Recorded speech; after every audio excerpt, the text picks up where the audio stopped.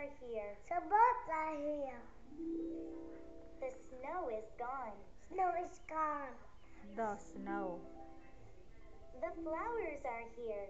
Flowers are here. The Old coats are gone. Old coats are gone. The old Old coats coats are are gone. gone. The new coats are here. New coats are here. Đọc lại cụm này đi. Đang vừa mới ngáp. The New new. coats are here. Đọc còn lại anh chưa nghe rõ.